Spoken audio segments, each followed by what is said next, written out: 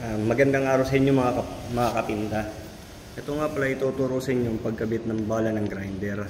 Kasi gagamitin ko para pang kiskis sa peg welding ng bakal.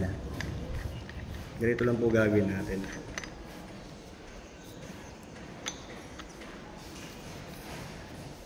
Ito, pag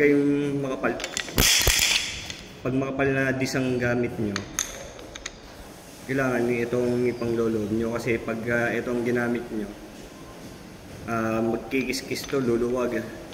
Kailangan maglalak yun sa butas na dito. Ito yung butas dito, kailangan nakalak siya para hindi kayo madidisgrasya.